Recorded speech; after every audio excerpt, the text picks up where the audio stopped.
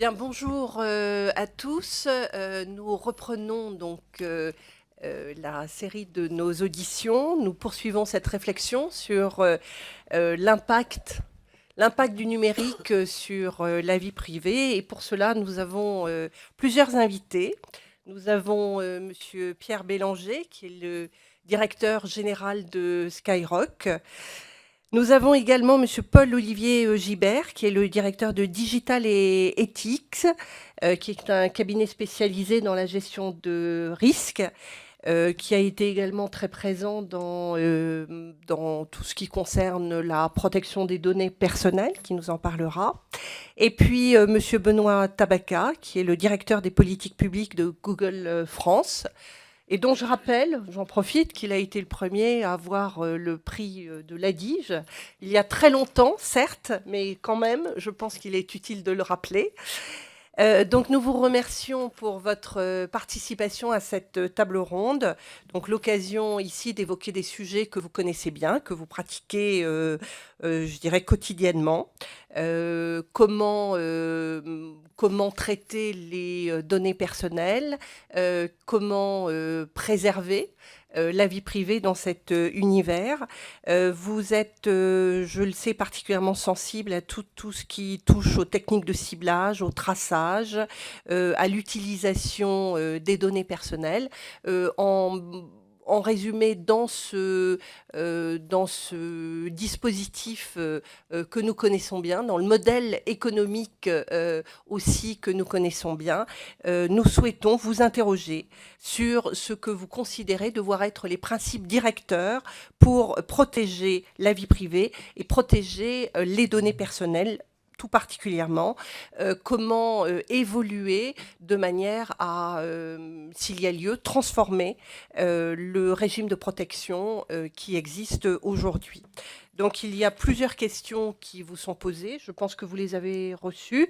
Je vous propose, dans l'ordre que vous souhaitez, de vous exprimer sur cette question.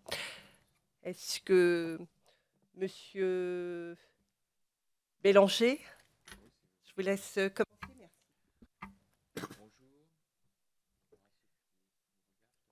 Voilà, oui, bonjour, bonjour à ceux qui nous regardent. Donc, en effet, les questions que votre commission propose sont particulièrement opportunes. Il y a eu un travail qui a été fait d'ailleurs par le Conseil d'État, tout à fait intéressant sur cette question. À l'occasion de ce travail-là, nous avons apporté une contribution, et à la fois acteur du numérique et réfléchissant à sa portée, à ses conséquences sociales, nous y avons contribué. Et ça me donne là un point d'appui pour répondre dans ce petit exposé introductif aux questions qui sont posées. Si on réfléchit aux données personnelles, puisque on- on- les points de départ sont toujours très structurants des points d'arrivée. Lorsqu'on parle des données personnelles, on dit bien sûr ce sont les données qui émanent de chaque individu, et la manière dont on les traite, je dirais, un peu à la manière des fichiers du XXe siècle, c'est-à-dire il y a une fiche cartonnée où on pourrait les, les modéliser sous la forme d'un sac de billes, en disant voilà, j'ai un sac de billes et je sors une donnée personnelle et puis je la remets. Dans la réalité, aujourd'hui, dans l'univers des réseaux dans lequel nous nous trouvons, les données personnelles ne sont plus des billes. C'est en revanche plutôt une pelote de laine. Et quand on commence à tirer une donnée, en fait, on tire toutes les autres. Et à ça, plusieurs points d'appui.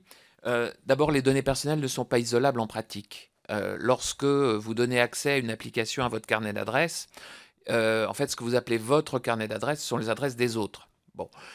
Et vous donnez donc accès à une somme d'informations qui sont des données dites personnelles d'autrui. Donc dans la réalité, de plus en plus, les données sont liées entre elles, sont intriquées, sont indissociables. De surcroît, les algorithmes prédictifs font qu'à partir des données des uns, on peut prédire les données des autres. Et que donc, par conséquent, on ne peut plus là aussi considérer qu'on a affaire à des données qui renseignent uniquement sur les individus dont elles sont issues, elles renseignent aussi sur les autres. Donc on est aujourd'hui dans une logique où on a face à nous un nouvel objet juridique, non plus la donnée personnelle granulaire, mais en fait un réseau de données. Et toute la question qui va être posée, je crois, c'est comment traiter ce réseau de données, où à la fois, bien sûr, il y a sur chacune des données issues d'un individu, on peut imaginer des droits individuels, qui peuvent être des droits de modification, de retrait, de consultation, etc., mais aussi des droits collectifs. Et plus on réfléchit à ces données comme étant en fait un réseau de données, plus on se rend compte que c'est en fait un bien collectif, un bien commun, et c'est quelque chose qui appartient à tous tout en appartenant à chacun. Si on avait à qualifier ça juridiquement, on pourrait appeler ça une forme d'indivision. Et donc, qui dit indivision, qui dit bien commun, qui dit je dirais, nécessité pour la puissance publique d'intervenir, puisque je voyais une simple donnée. Les données de circulation, c'est-à-dire les voitures en circulation et par exemple les places disponibles. Un tiers de notre consommation d'essence, c'est le temps passé à chercher une place pour se garer. Donc la valeur des données de circulation, c'est à peu près un tiers de notre facture pétrolière de transport automobile. Donc ces données-là, à qui appartiennent-elles? À celui qui les collecte? Ne peut-on pas considérer qu'elles sont d'une valeur collective, puisqu'elles permettraient de réguler la circulation et finalement d'être utiles pour tous? Donc on voit aussi qu'il y a une dimension collective à ces données. Donc je pense que nous sommes dans un piège. Si nous parlons que des données personnelles, je pense que les données personnelles sont un cas de figure rare, mais dans un ensemble plus vaste. Un peu comme l'espace newtonien est un cas de figure de l'espace einsteinien. Bon, alors, c'est un peu vaste, mais bon, c'est quand même le cas. C'est-à-dire que les données personnelles sont aujourd'hui un réseau de données. Et je pense que c'est ça un des principes fondateurs qui doit mener notre réflexion, notamment dans la conversation, l'échange que nous devons avoir avec les grandes entreprises du réseau. Puisque si on reste dans la notion de données granulaires, eh bien, nous perdrons notre souveraineté, nous perdrons nos données, grain par grain, et toute la plage un jour sera partie et on se plaindra. Si on raisonne en termes de plage, c'est plus difficile de déplacer une plage d'un coup. Et je pense que ça, c'est une bonne base de travail. C'était mon introduction. Bien, merci. Je propose d'enchaîner, puis on reviendra sur les questions. Je vous laisse poursuivre. Bonjour. Et bonjour à ceux qui sont présents sur Internet. Je rejoins un petit peu la position de M. Bélanger. En fait, si on regarde la situation d'un point de vue technique entre 1915, 78, 80, date à laquelle ont été conçus les différents dispositifs de protection des données à caractère personnel, techniquement, on a une quasi-inversion. C'est-à-dire que dans les années 70, on traitait de l'information en faisant des traitements dans lesquels on découpait l'information en données pour pouvoir les traiter. Aujourd'hui, on fonctionne pratiquement au sens inverse, où on a tendance à fonctionner de plus en plus en sens inverse, c'est-à-dire à disposer de gisements de données sur lesquels des traitements viennent s'effectuer. Donc là, on a un changement radical de mode de fonctionnement autour de la donnée, et la problématique des données à caractère personnel, à mon sens, doit être assez profondément réinterrogée. Elle doit être réinterrogée, non pas parce qu'il n'y a pas d'enjeu il y aurait une disparition des enjeux de protection de la vie privée, de contrôle des données à caractère personnel, mais parce que la relation entre la personne et la donnée est en train de changer. C'est-à-dire qu'il y a quelque chose qui était à peu près inimaginable en 1978, c'est que l'individu, la personne physique, soit quelque part contributrice à la production de données. Et pourtant, c'est tout à fait le cas. C'est-à-dire qu'il y a des applications qui permettent de calculer les difficultés pas forcément de stationnement, mais de déplacement sur un territoire, et notamment en Île-de-France, qui utilisent des données qui sont produites par les individus. Alors, ils ne les produisent pas seuls, parce qu'il faut effectivement qu'il y ait un opérateur télécom qui soit capable de collecter, de traiter, qu'il y ait des sociétés, qu'il y ait des algorithmes qui soient capables de transformer ces signaux et ces informations en quelque chose de visualisable et éventuellement une évaluation d'un temps de trajet. Mais le fait est, c'est que sans les déplacements des individus, l'information n'existerait pas. Et ça, c'est un cas qui est tout à fait nouveau en termes de données dites à caractère personnel, et c'est quelque chose qui n'existait pas dans le schéma conceptuel de 1978, pas plus qu'il n'existait dans le schéma conceptuel de 1995, et qui commence à rentrer de manière très timide dans le projet de règlement européen sur la protection des données à caractère personnel. Alors, deuxième question qui était, faut-il restreindre le cadre légal aux usages présentant des risques pour la vie privée ou les proportionner au degré de risque et au préjudice qui peut être posé. Je pense qu'il y a effectivement une problématique qui est un petit peu différente là aussi. C'est-à-dire qu'il n'y a pas que des risques de préjudice. 78, c'est une loi qui est contre le projet Safari. C'est une loi qui est votée par des gens qui sont très marqués par le souvenir de la Seconde Guerre mondiale. Soit qu'ils l'ont connu, soit qu'ils ont été élevés dans celui-ci. Et là, on est dans un monde qui est quand même assez particulier, et où la relation entre l'individu et les données qu'il concerne, ou les données qu'il contribue à produire, doit être pensée sans doute de manière assez radicale. Et troisième remarque, pour ne pas avoir une introduction trop longue, faut-il du droit, faut-il beaucoup de droit pour encadrer et protéger ? Bah, c'est pas si sûr.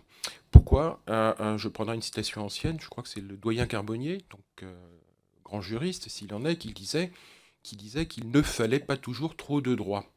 On peut se demander si, dans la société française actuelle, on n'est pas tombé dans l'extrême inverse, c'est-à-dire à se demander si un objet, si une activité sociale peut avoir une existence légitime si elle n'est pas couverte par une réglementation.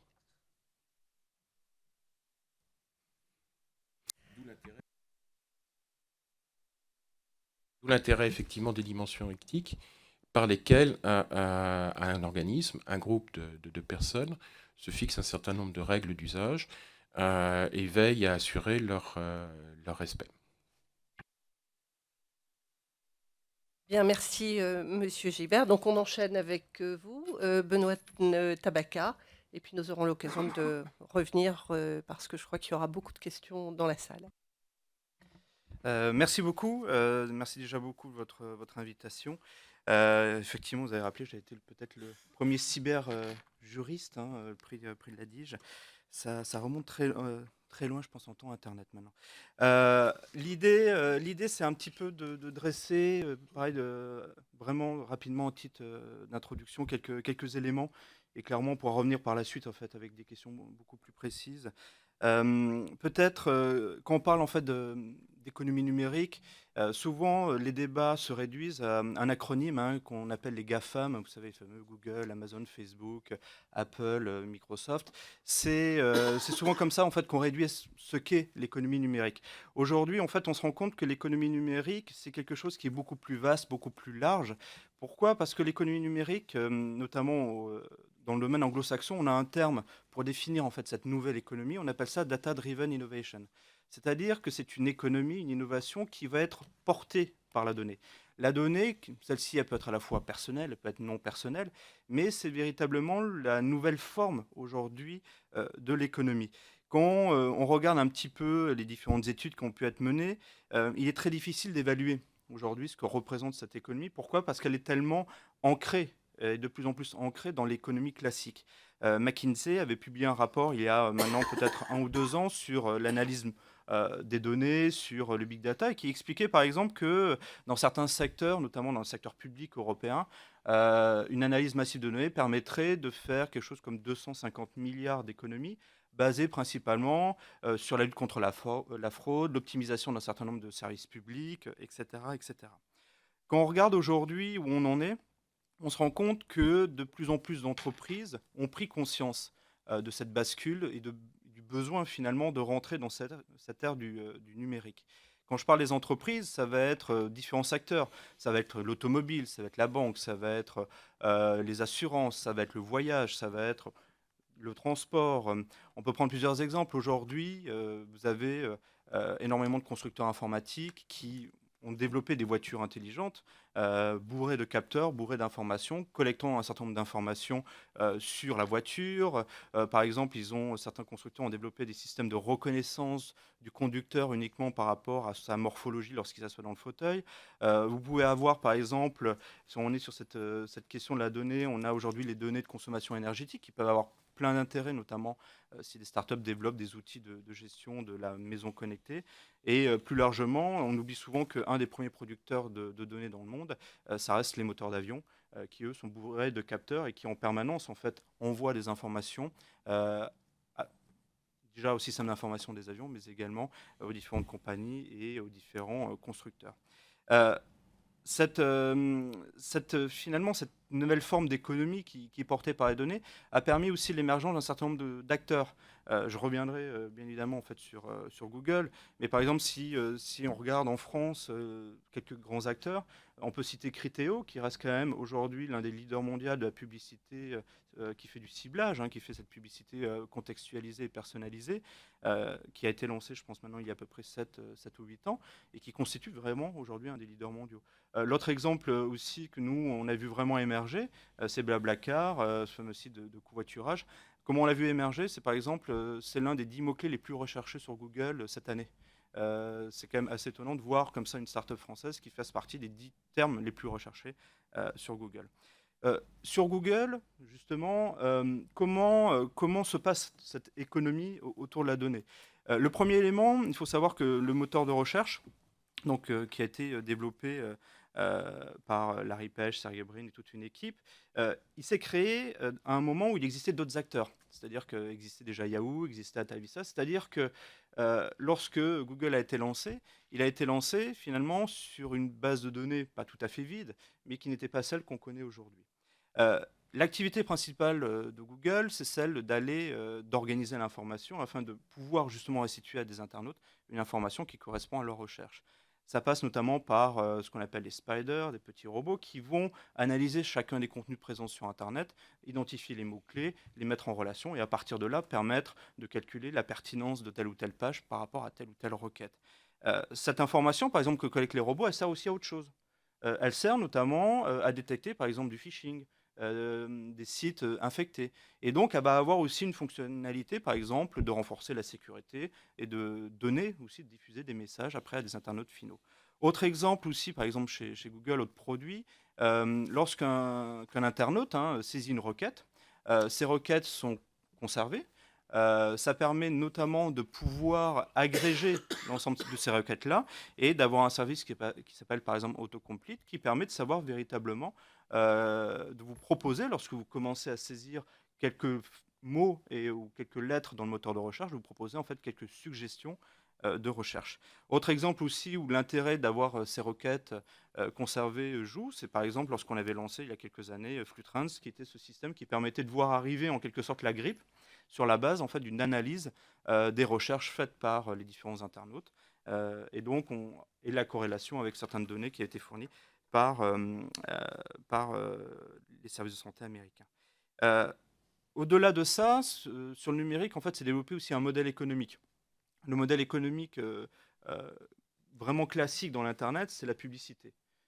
Aujourd'hui, ce n'est pas le modèle économique unique. Même par exemple, si vous prenez l'exemple de Google, on a un certain nombre d'activités qui sont des activités, on va dire, dans lesquelles on vend des produits et des services. Vous prenez l'exemple de Google Play, sur lequel vous pouvez acheter des e-books, acheter des fichiers, des morceaux de musique, des films, etc. La publicité, en fait, c'est un modèle sur Internet qui s'est largement structuré au travers d'une approche. C'était cette approche de vouloir essayer d'avoir sans doute une des publicités la plus pertinente et la moins intrusive possible pour l'utilisateur final.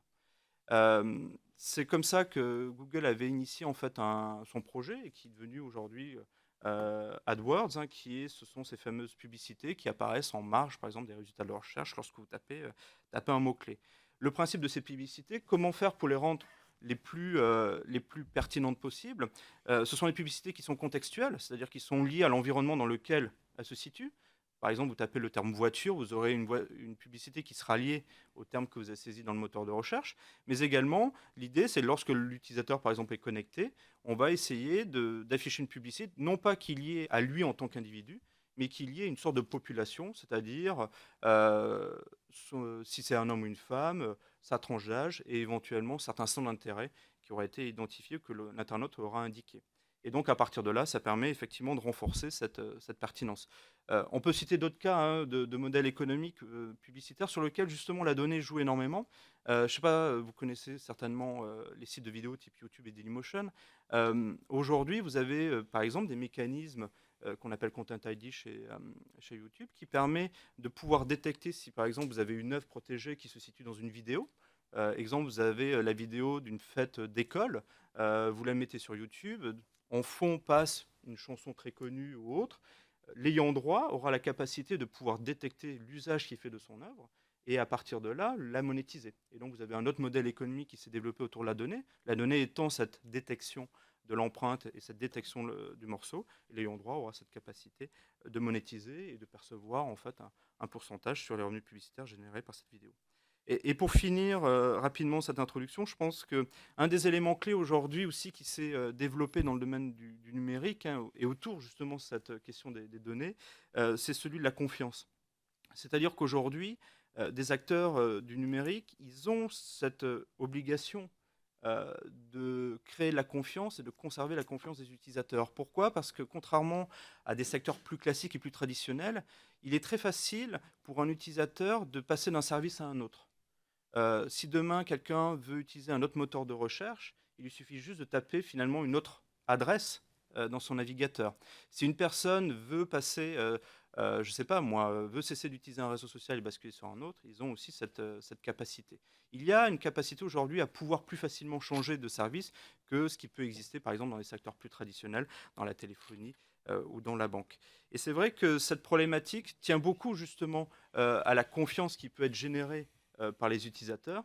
Et nous, on considère qu'il y a deux éléments qui justement serviront notamment des discussions qui vont suivre, qui sont créateurs de confiance. Le premier, c'est celui sur la capacité d'offrir à des utilisateurs le contrôle sur leurs données. C'est-à-dire qu'un des critères clés de la confiance, c'est de permettre justement à l'utilisateur de pouvoir sortir d'un système, de pouvoir exporter leurs données dans un format ouvert, dans un format standard, et de pouvoir le réimporter dans un autre système, dans un autre écosystème, dans un autre environnement.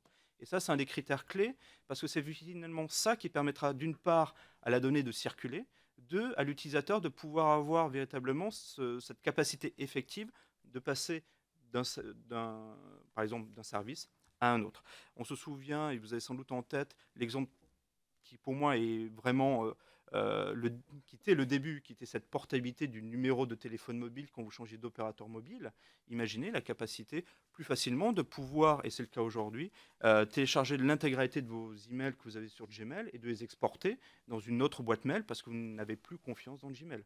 Et ça, c'est une capacité aujourd'hui qui est offerte et qui permet beaucoup plus facilement d'avoir ce passage d'un service à un autre. Et le deuxième élément, bien évidemment, je pense qu'on y reviendra aussi, c'est la question liée et sous-jacente à tout ça, qui est celle de la sécurité, puisqu'effectivement, on sait aujourd'hui que la sécurité des données, c'est quelque chose qui doit être mis à un niveau excessivement élevé, parce que naturellement, sans sécurité des données, derrière la vie privée, et notamment la protection des données personnelles, elle ne pourra pas être assurée. Donc ça fait partie aujourd'hui aussi des deux pierres angulaires finalement qui doit reposer sur un certain nombre d'acteurs du numérique, qui est celui d'offrir ce contrôle-là sur les données et celui sur la sécurité. Je vous remercie. Bien, merci pour ce premier tour d'horizon. Nous sommes, enfin, l'une des interrogations que nous avons concerne une protection renforcée des internautes. Et notamment, l'une de nos questions porte sur le développement des technologies style privacy by design ou privacy by default. Est-ce que sur ce terrain-là, enfin, quelle est vos positions? Est-ce que, Monsieur Bélanger, sur Skyrock, comment est-ce que vous gérez aujourd'hui avec une population qui est jeune et souvent inconsciente de la portée des des informations qui sont livrées. Comment est-ce que vous gérez le retrait des informations, les demandes de retrait des informations, le déréférencement? Est-ce qu'on peut revenir sur ces aspects pratiques? Oui, tout à fait. On a avec skyrock.com le premier réseau social de blog en France, un des premiers réseaux sociaux français, le premier réseau social mondial francophone, et effectivement une population plutôt jeune en majorité.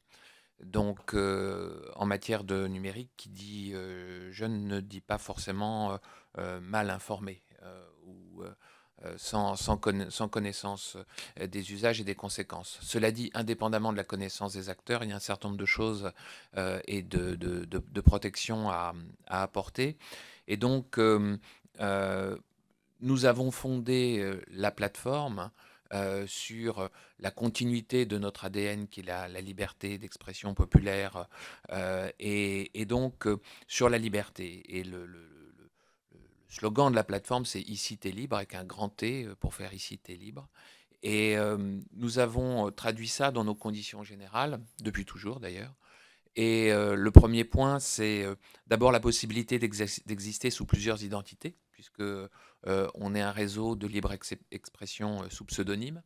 Donc ça veut dire que, à la différence d'autres réseaux sociaux qui sont nominatifs, sous identité réelle, qui stockent et cristallisent votre passé, qui permettent de le rechercher et qui donc, par conséquent, avec l'étiquetage des photos, etc., offrent une visibilité, une persistance de votre vie sous identité réelle, je dirais, avec une profondeur une précision de plus en plus forte.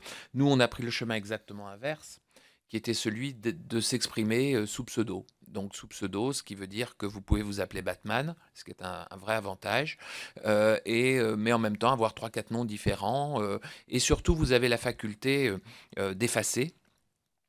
Vous en avez assez de faire un blog, et quand on est dans la période de l'adolescence, on passe par des passions successives, par des attraits pour certains artistes, puis pour d'autres, etc.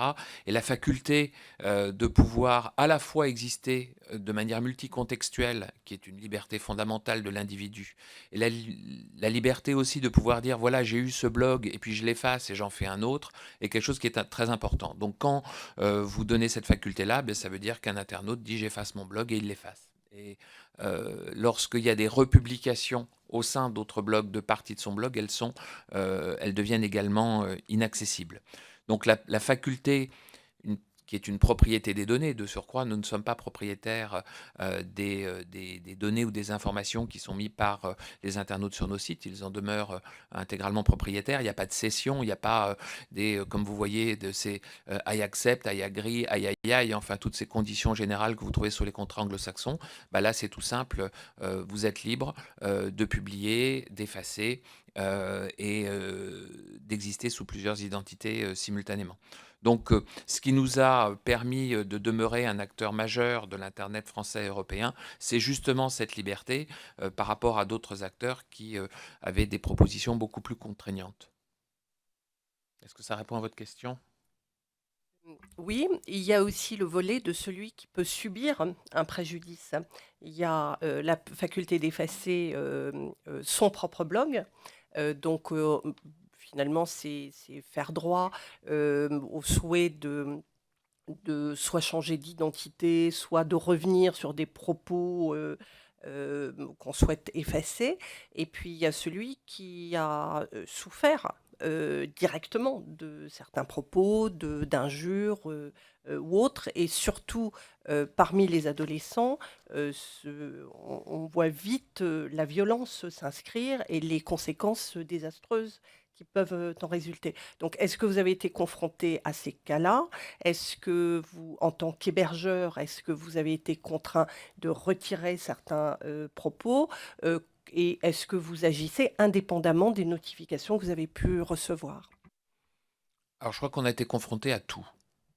Je veux dire, on a le Skyrock, le réseau social skyrock.com a été créé en 2002. C'est un des premiers réseaux sociaux créés au monde, donc en 12 ans, ce qui est long en temps Internet. On a tout vu. Donc, qu'est-ce qu'on fait? D'abord, il y a évidemment le domaine du droit, c'est-à-dire ce qui est possible et ce qui n'est pas possible. Donc, on respecte le droit par définition.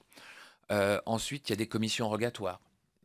Là aussi, il s'agit, sur une demande de justice, de révéler les données dont nous disposons, ce qu'on fait bien naturellement et bien évidemment.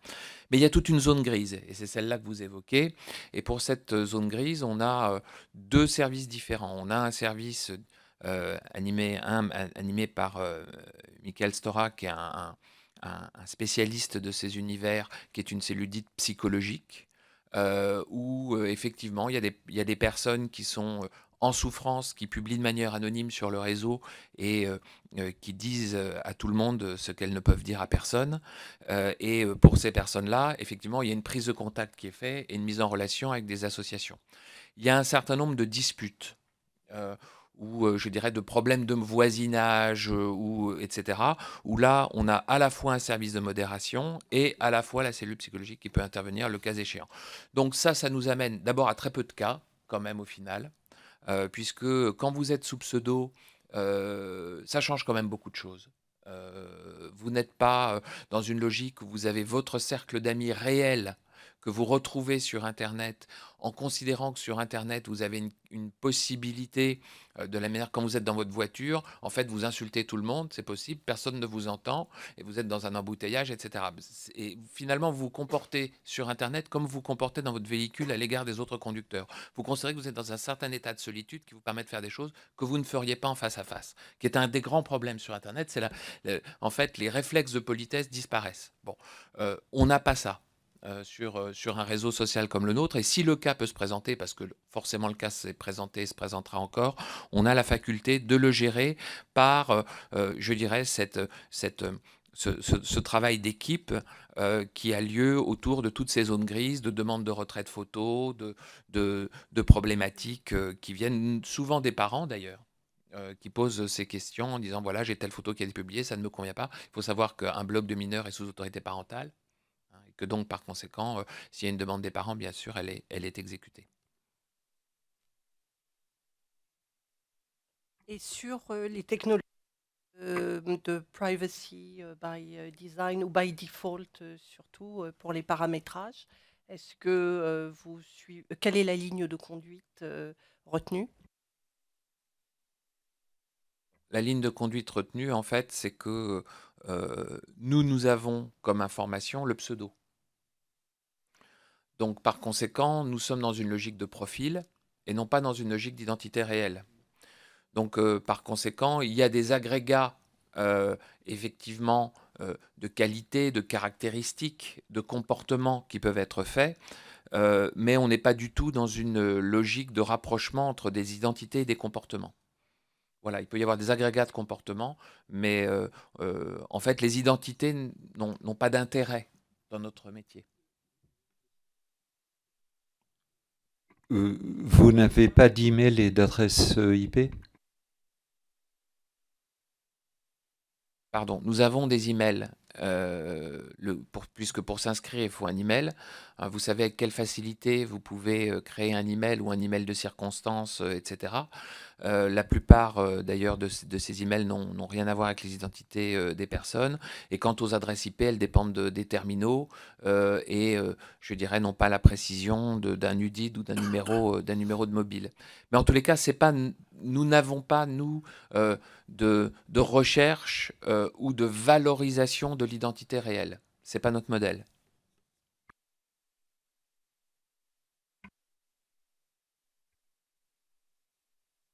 Oui, merci d'abord pour vos contributions. Je voudrais revenir à ce que j'ai trouvé peut-être de plus saillant dans le premier tour de table. C'est cette tension qu'on a vu apparaître depuis une dizaine d'années entre la liberté de circulation des données, la liberté de traitement. Vous avez même parlé de bien commun pour les données personnelles, ce qui aurait pu paraître antinomique au fond il y a quelques années. Et puis, en même temps, la volonté non seulement de protection de la vie privée, mais peut-être de façon plus actuelle, de maîtrise des données personnelles. Et on parle de plus en plus, dans le débat français, c'est une notion qui est apparue il y a longtemps en Allemagne, mais qu'on retrouve dans le rapport du Conseil d'État notamment, et sur lequel nous réfléchissons aussi, cette idée d'autodétermination informationnelle. Donc d'un côté, on a des données qui circulent librement, en quantité considérable. On en vient à parler de biens communs, en tout cas de la valeur collective qu'il peut y avoir à les traiter au-delà de la valeur commerciale qu'il y a à les utiliser quotidiennement, comme le fait Google et comme le font bien sûr beaucoup d'autres. Et puis cette volonté de maîtrise individuelle qui pourrait, par certains aspects, relever de la volonté de stopper la marée avec une petite cuillère, d'une certaine façon. Alors, donc il y a cette tension, et pour vous, où faut-il placer les repères, les digues, les protections? Voilà la première question que je voulais vous poser. On reviendra peut-être plus tard sur l'idée de souveraineté numérique que vous avez beaucoup développée, qui était importante également. Mais j'aurais aimé avoir un peu peut-être un deuxième round sur cette question. Où est-ce qu'on place euh, le, le curseur, les digues, en quelque sorte, entre euh, cette libre circulation des données de chacun et la maîtrise par chacun de ces données?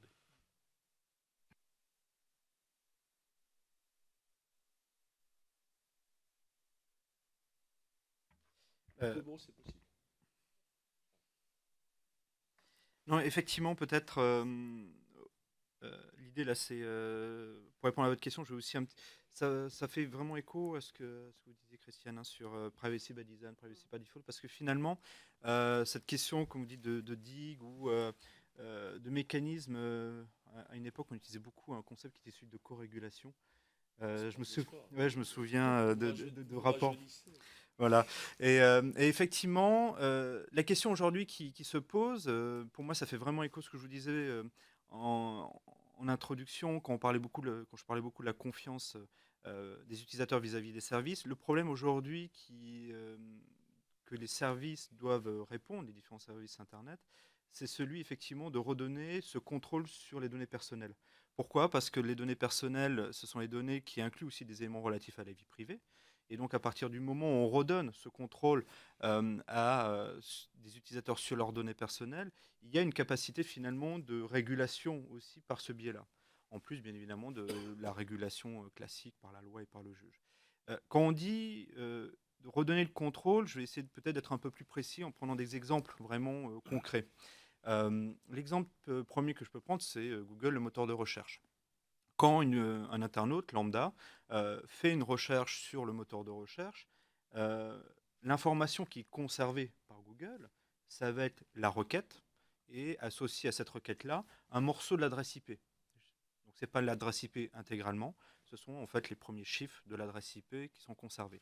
Quel est l'intérêt? C'est permettre de savoir en fait géographiquement qui recherche quoi, et à partir de là de pouvoir faire, comme je parlais tout à l'heure, le service autocomplete, et de dire ben voilà, quand les personnes, je ne sais pas, localisées en France font telle recherche, toutes ces recherches-là sont agglomérées et on sait pertinemment qu'un internaute français qui va commencer à taper les premières lettres, on va lui proposer spontanément de continuer sa recherche avec ce mot-clé-là.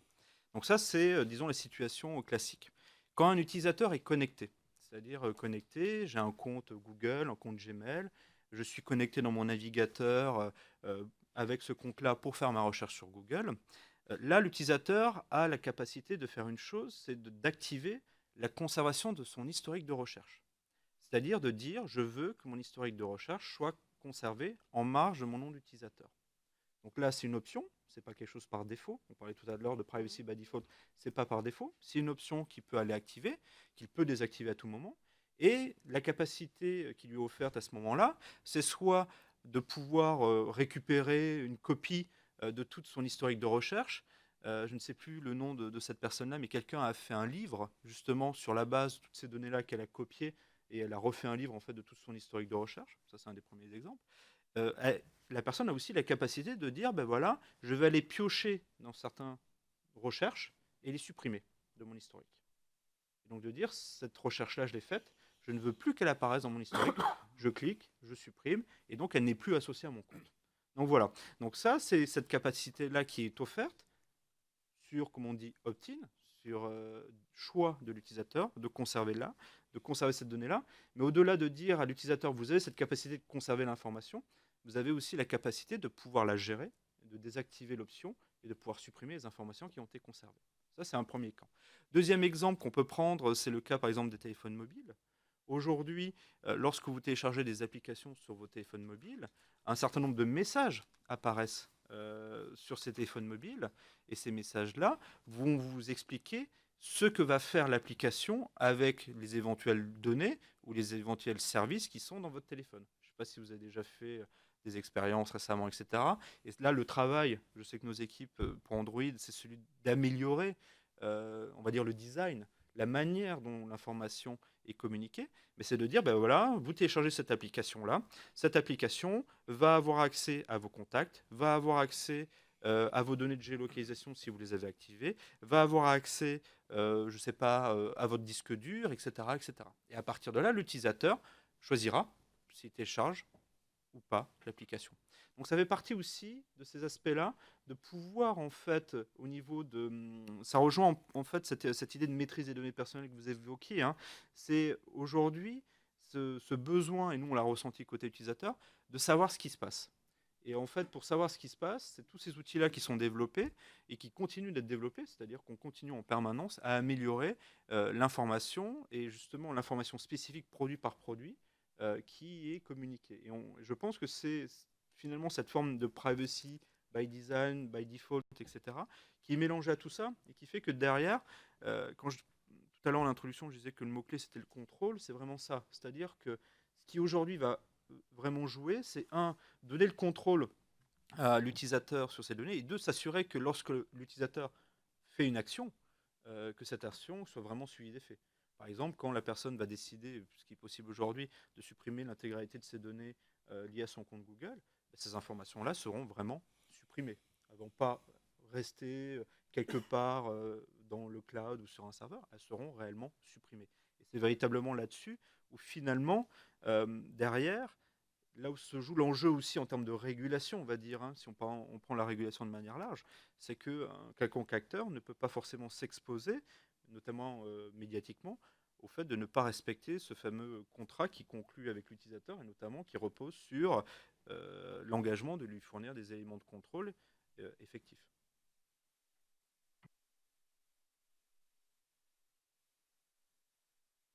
Alors, nous avons un positionnement un petit peu différent, puisque notre société ne gère pas de données à caractère personnel, mais intervient auprès de structures qui sont amenées à en gérer. Je crois qu'effectivement, plus l'individu aura de moyens de contrôle sur les traces numériques qu'il laisse, plus la situation sera satisfaisante. Ensuite, il y a une autre problématique là qui est un petit peu moins visible par la personne. Une fois qu'il a contribué, que l'individu a contribué à la création de différents flux, de différents stocks de données. Ces données peuvent être réutilisées indépendamment de la recherche d'une relation avec l'identité réelle de la personne. Et dans ce cas-là, il faut que les outils, les traitements de ces données assurent effectivement une forme de non-réversibilité, d'anonymisation des données traitées pour que, si on dit que l'historique de vos connexions de téléphone mobile nous intéresse pour mieux connaître les déplacements globalement à l'intérieur de la population, il faut que la promesse soit tenue et qu'il n'y ait pas une possibilité de remonter individuellement vers la personne. Ce qui est un cas un petit peu différent de ce que pourrait avoir, par exemple, la police dans le cadre d'une commission rogatoire, si jamais elle a une enquête sur la personne. Mais là, on est dans un cadre totalement différent. Si la promesse est que les données que vous produisez, et qui ont quelque part un caractère de données personnelles, sont réutilisées pour un objectif où la connaissance de votre individualité, de votre identité au sens de l'état civil n'est pas importante, il faut effectivement que les outils soient construits pour garantir cette promesse. Et c'est le type de sujet sur lequel nous intervenons, de façon à ce qu'il puisse y avoir une intégration dans le code des applications, au-delà des principes de privacy par design tels qu'ils ont été posés par Anne Cavoukian, de façon à ce qu'il y ait une forme de régulation et un outillage qui permette cette régulation de l'utilisation des données, dont les données personnelles. Ouais, moi, je ne crois pas du tout à cette histoire de contrôle par les personnes, au sens où je pense qu'il s'agit, par ce subterfuge du contrôle par les individus, de masquer un siphonnage global de nos données, en considérant que dès lors qu'on accepte un acte, cet acte est possible. Imaginons que vous allez faire vos courses et vous allez acheter un produit. On dit, voilà, est-ce que vous acceptez d'avoir tel produit dans ce que vous allez consommer? Bah, pourquoi pas? Je veux dire, oui. Bon. Et donc, au final, on appliquerait au numérique quelque chose qu'on n'applique nulle part, c'est-à-dire l'absence de normes publiques qui font qu'on laisserait reposer sur l'acceptation individuelle un certain nombre de décisions extrêmement graves. Vous achetez un véhicule, on vous dit, voilà, bon, pour ou contre la ceinture de sécurité. Ah, ben ce modèle, il est sans, ou c'est une nouvelle ceinture, ou c'est ceci, ou c'est cela, ou bon, voilà, pour ou contre d'avoir ceci ou cela. Je veux dire, je pense que là, on est dans un univers où, en fait, on masque une démarche qui cherche à tout prix à échapper au droit par la notion de l'acceptation individuelle. Et tout ce qui va renforcer le faux pouvoir de l'individu sur ces données. Parce que quand on dit, voilà, l'individu va avoir un choix, c'est lui qui va décider si ou non il est d'accord, etc. Bon. Dans la réalité, et nous tous, confrontés à ces choix, nous cherchons à obtenir un service. On va nous dire, acceptez ça, acceptez ça. Il faut 1 mois et demi pour lire tous ces contrats qui nous sont proposés, toutes ces clauses d'acceptation, qui sont variables d'ailleurs, qui dépendent d'ailleurs pour la plupart du tribunal de Sacramento. C'est pas Nanterre, hein, c'est Sacramento, je précise. Bon. Donc, on place l'individu comme étant un expert du droit de la consommation, du droit de l'Internet. On considère que c'est un ingénieur informaticien. Il n'est pas. Bon. Et que donc, ce qu'on ne lui demande pas, ni dans l'alimentation. Moi, quand je vais acheter des jouets pour les enfants, je dis, est-ce que vous acceptez qu'il y ait du plomb dans la peinture de la poupée de tel...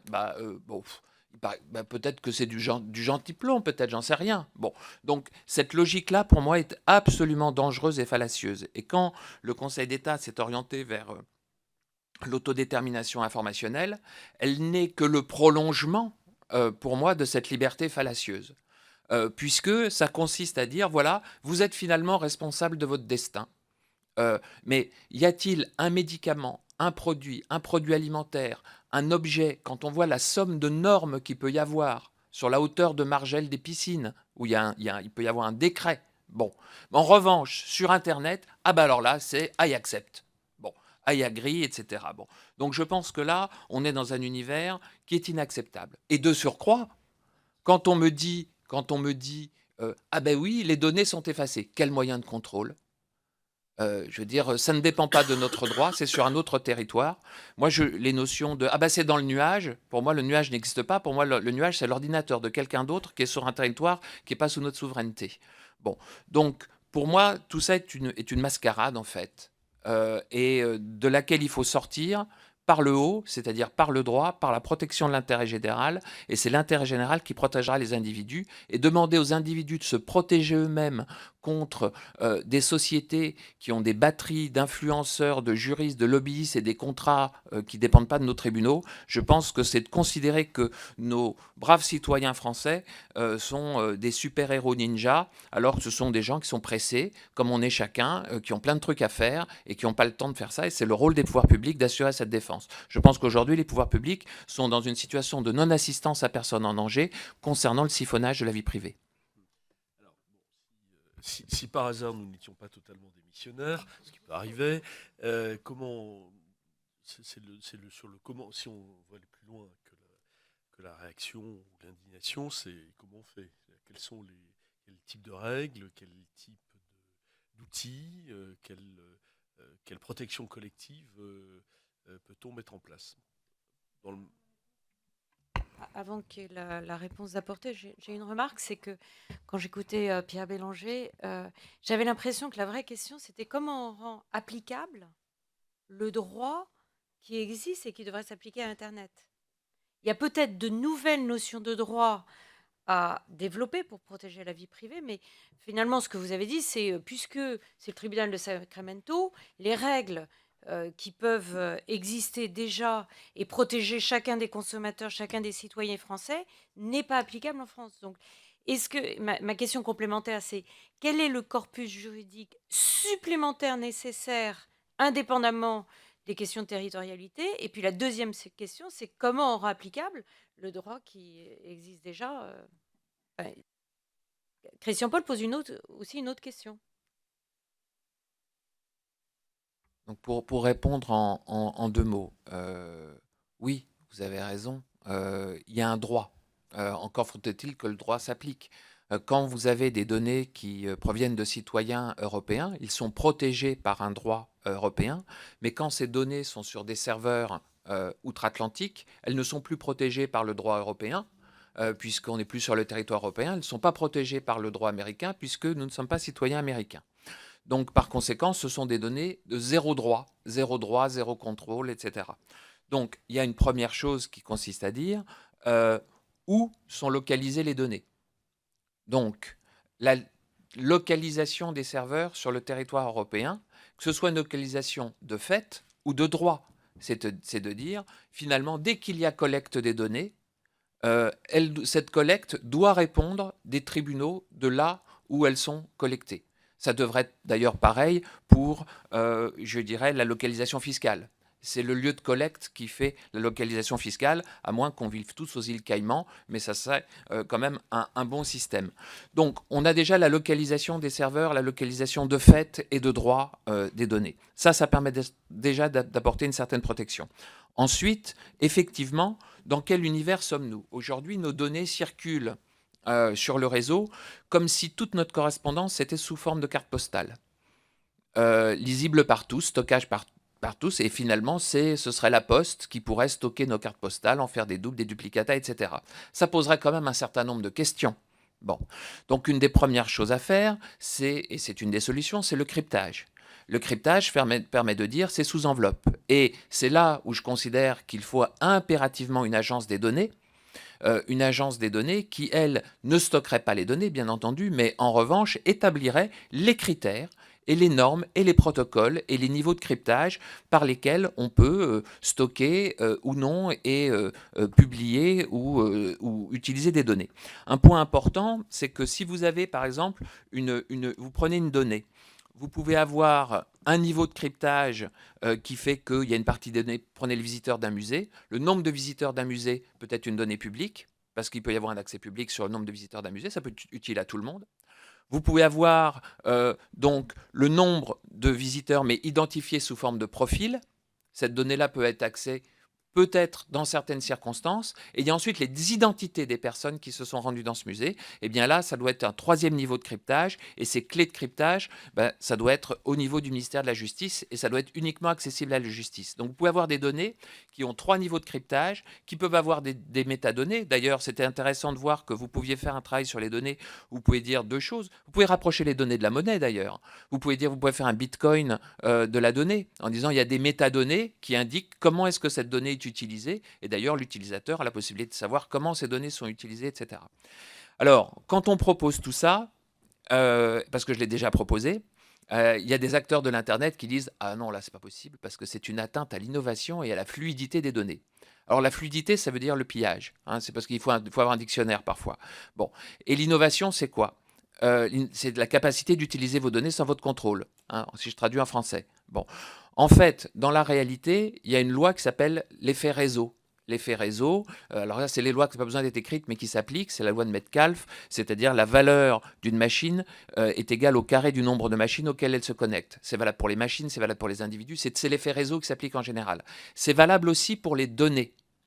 Donc, ce qui veut dire que la valeur d'une donnée est proportionnelle au nombre de données auxquelles elle s'agrège. Si vous poussez ce raisonnement, vous aboutissez à une personne pour qui c'est celle qui a le plus de données, qui est le plus capable d'acheter ou d'acquérir ou d'échanger contre des services les données résiduelles et finalement de constituer un monopole des données. Aujourd'hui, nous sommes face à des monopoles de données en constitution.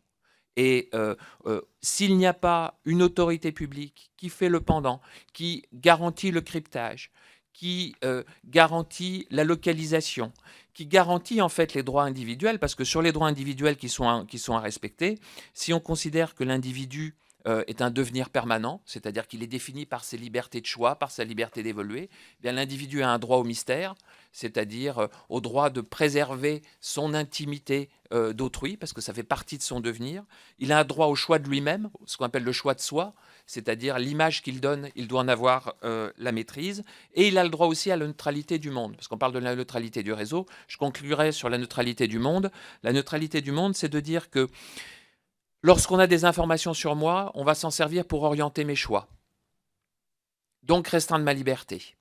Donc ce qui veut dire que je vais sur un certain site avec mon Mac, les prix sur le site de commerce seront plus chers que si je me connecte avec mon vieux PC pourri. Tout simplement parce qu'on aura connecté que j'ai une machine de tel niveau, donc les prix seront plus élevés. Bon.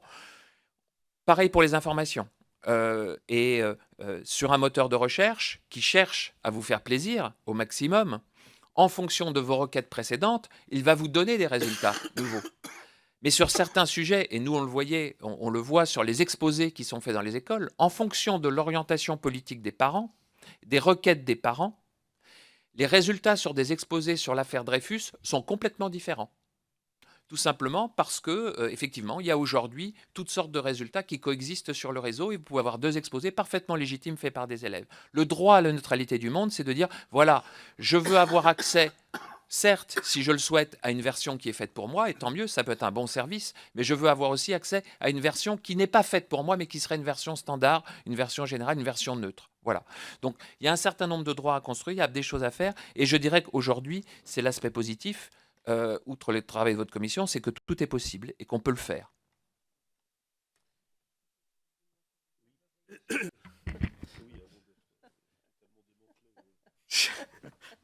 Non, effectivement. Non, plus beaucoup de choses. Peut-être rebondir sur le dernier aspect dont parlait Pierre Bélanger, justement sur cette question de la personnalisation, notamment par exemple des résultats de recherche.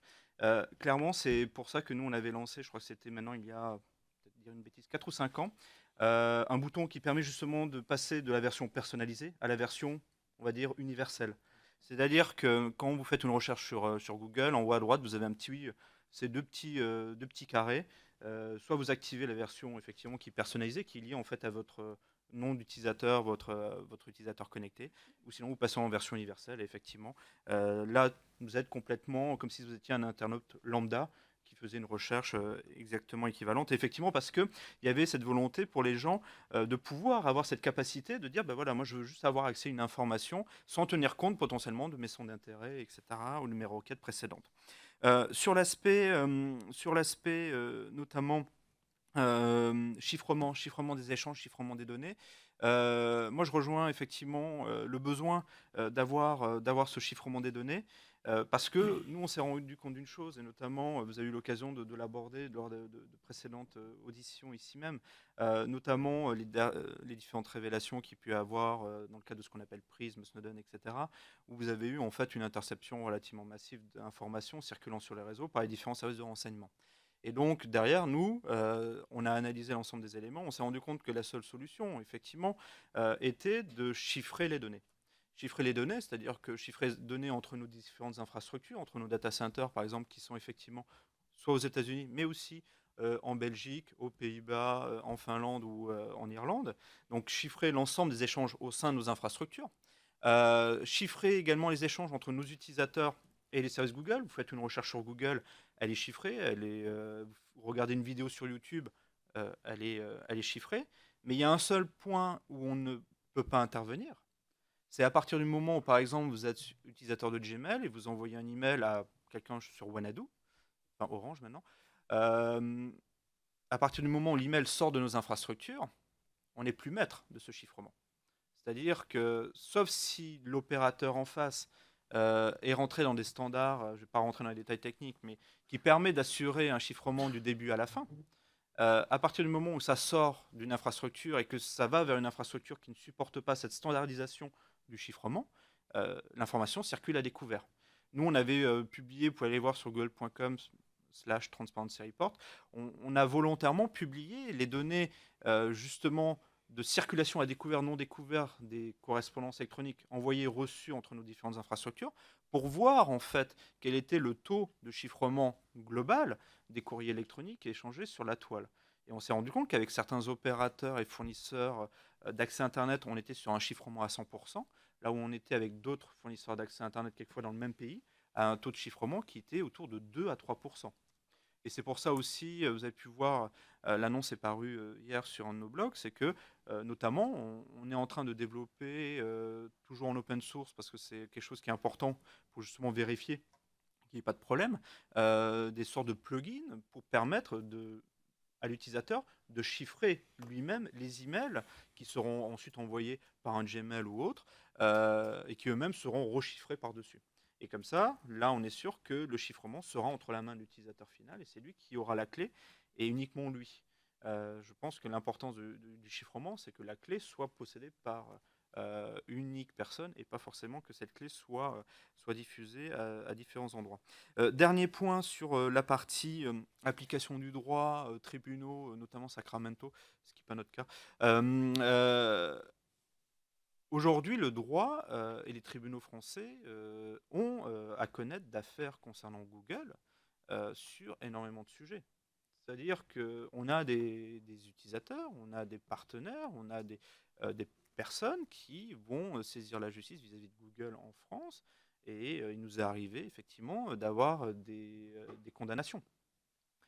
L'autre exemple beaucoup plus récent, et notamment si on est sur la question de données personnelles, c'est la décision qu'on appelle Google Spain, Costera selon les personnes, en matière de droit à l'oubli, où la Cour de justice de l'Union européenne a fait application de la directive de 95 relative aux données personnelles, une directive européenne, sur les services de Google et en particulier Google Spain.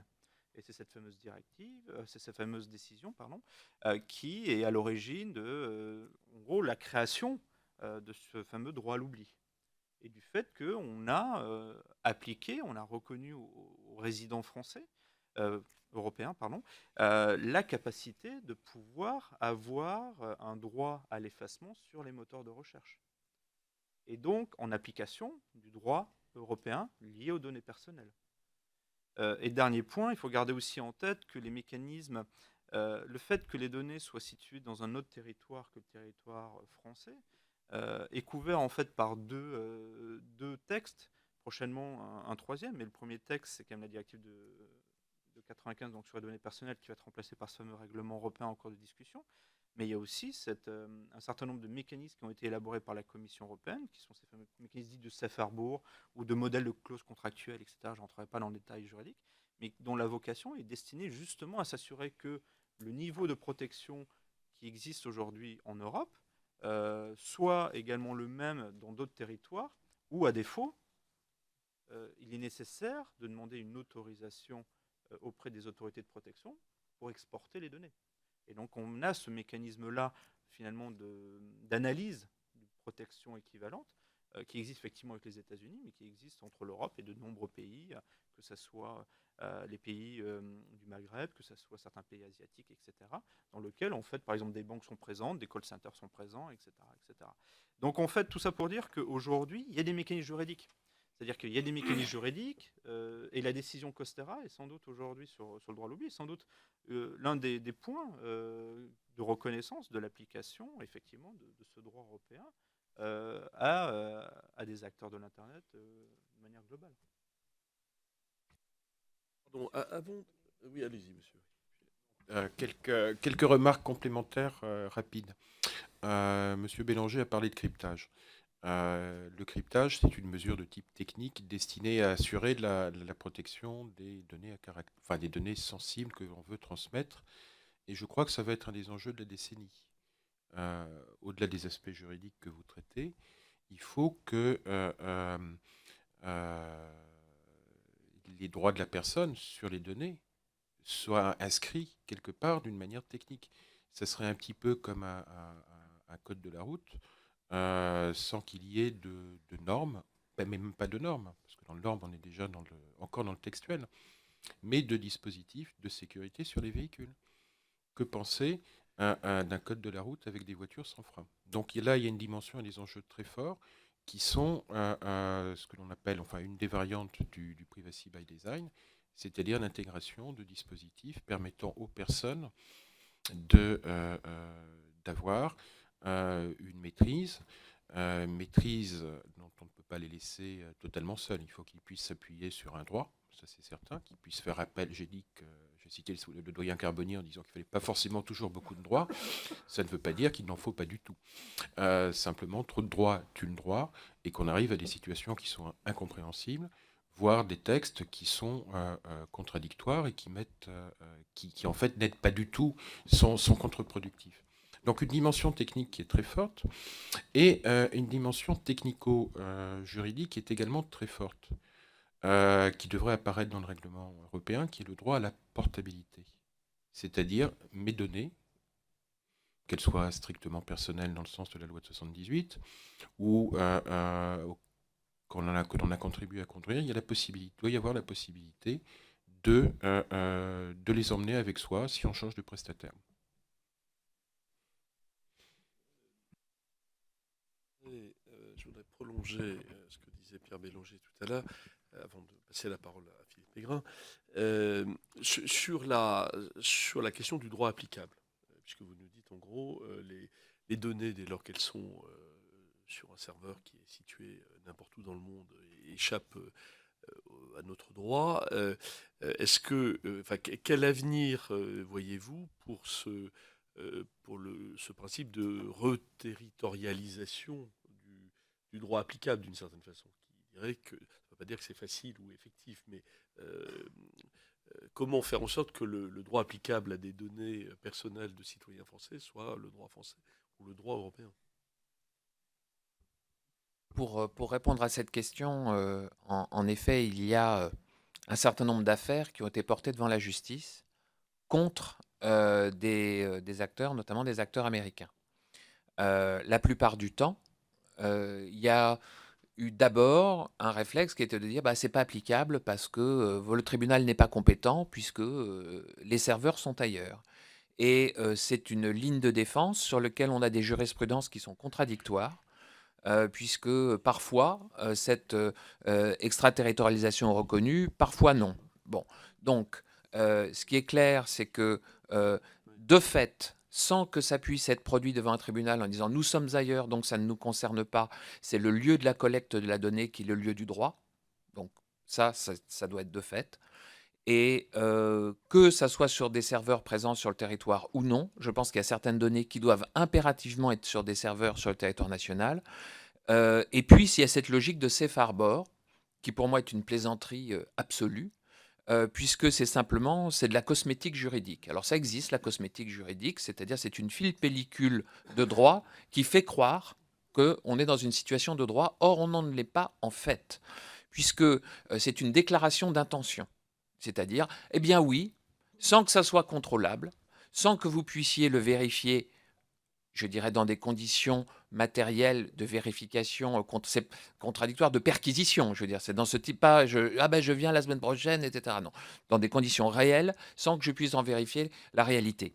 Et puis, on parlait de souveraineté numérique, c'est-à-dire la maîtrise de notre destin sur les réseaux numériques, l'extension de la souveraineté nationale sur les réseaux. Et on parlait également de l'affaire Snowden.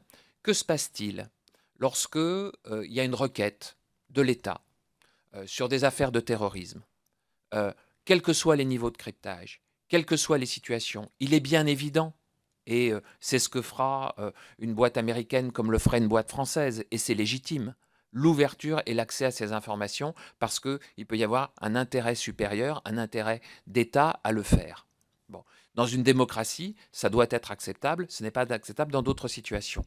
Bon, ce qui veut dire que, quelle que soit la déclaration d'intention de ces acteurs américains qui font des services exceptionnels, qui font un travail de qualité, qui, pour l'essentiel du cas, respectent le droit, ce qui veut dire que la faille est de notre côté, c'est notre droit qui ne fonctionne pas, ce n'est pas eux qui font mal, c'est eux qui font bien avec un droit qui est mauvais, c'est pas pareil.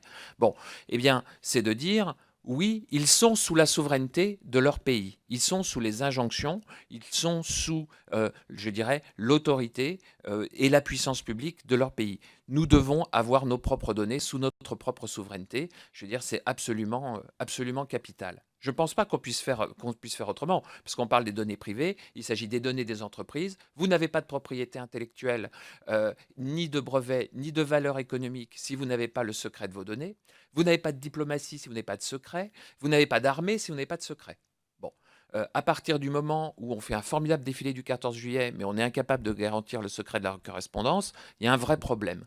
Et je pense que le cryptage, c'est en effet la solution, mais ça ne doit pas masquer les responsabilités et ça ne doit pas masquer le droit. Parce que si je crypte en ayant moi-même seul la faculté de décrypter et au final je crypte pour les autres pour conserver les données pour moi, ça ne sert à rien. Donc il faut savoir que le cryptage n'est pas une solution si elle n'a pas derrière elle un principe de respect. Ce n'est pas une solution en soi.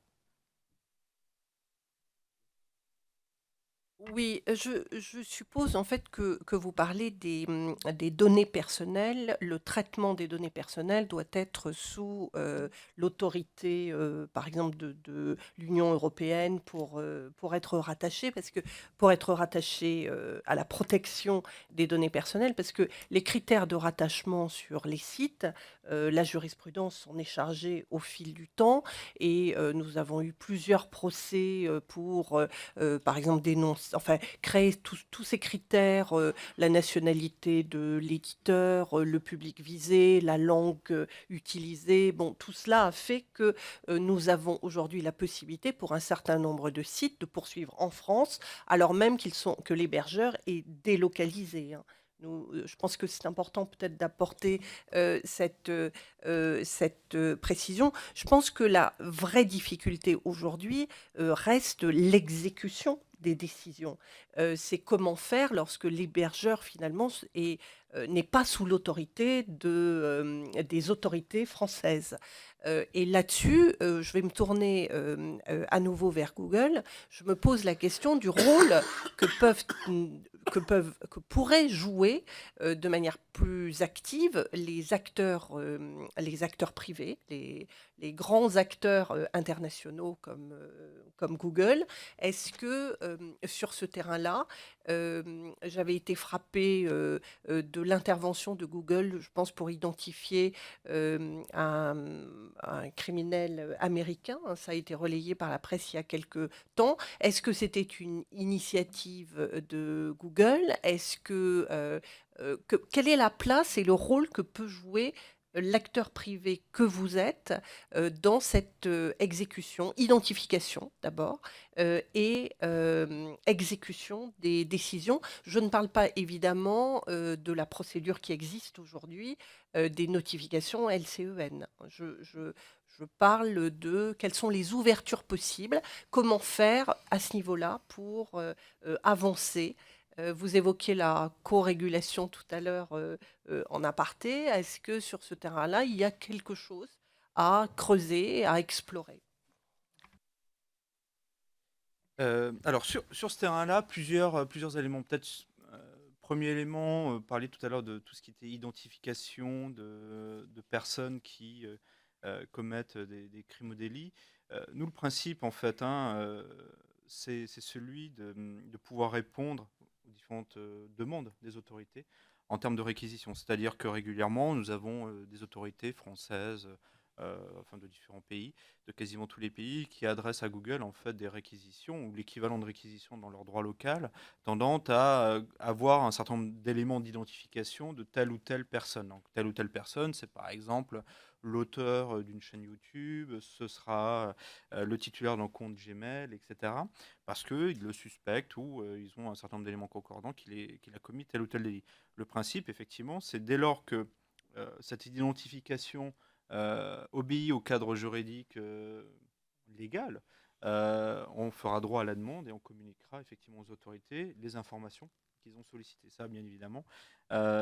C'est-à-dire que une personne qui nous enverrait une demande, cette demande qui ne soit pas justifiée par un cadre juridique et qui ne respecte pas le cadre juridique, effectivement, on ne fera pas droit à ces demandes-là. Il nous est arrivé même sur un terrain, on va dire, officiel, c'est-à-dire une demande émanant d'autorité, de contester en justice la validité de cette demande en estimant que cette demande ne correspondait pas au cadre juridique qui avait été fixé dans la loi permettant d'accéder à telle ou telle information. En l'espèce, c'était une demande qui nous paraissait excessive en termes de volume de données auquel l'autorité cherchait à avoir accès. Donc voilà, donc ça c'est par exemple un des aspects.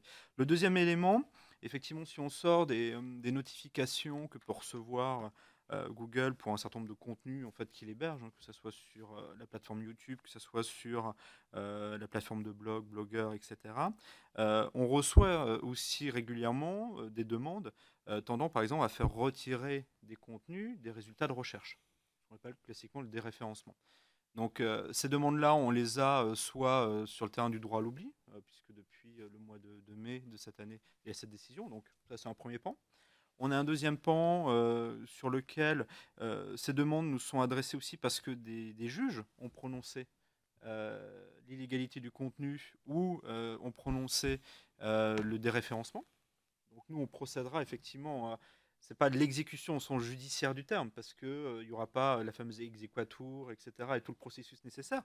C'est-à-dire que la personne va nous envoyer, nous notifier dans une forme de type, je ne sais pas moi, un recommandé ou quelque chose comme ça, la décision, et nous demandera procéder effectivement à la suppression des liens qui mènent à tel ou tel contenu qui a été déclaré illicite. Donc ça, effectivement, ça fait partie aussi des aspects. Après, il y a un certain nombre de contenus sur lesquels, en fait c'est un cas de contenu, sur lesquels il y a un certain nombre de détections qui sont faites, c'est les contenus pédopornographiques, parce que ça fait partie d'une des rares infractions aujourd'hui qui est universelle. C'est-à-dire qu'il n'y a pas de débat juridique quant à l'application de cette infraction dans un territoire mondial. Contrairement, on pourrait imaginer aux questions, je ne sais pas, de contrefaçon, où il peut y avoir des débats en termes d'application du droit, en termes d'exception selon les territoires, contrairement à je sais pas, à d'autres cas, par exemple la diffamation ou autre. En matière de pédopornographie, ce qui va se passer, c'est effectivement le cas où vous faisiez référence, il y a en fait, le système de l'algorithme, au travers de son indexation, peut détecter des contenus pédopornographiques, notamment des images et autres. Et donc ces informations-là seront transmises en fait à une structure qui s'appelle le NECMEC aux États-Unis, qui ensuite redispatche ces informations-là auprès des différentes autorités locales. Ça arrivera par exemple à l'Office central à Nanterre pour la France, au FBI aux États-Unis, etc. Donc voilà.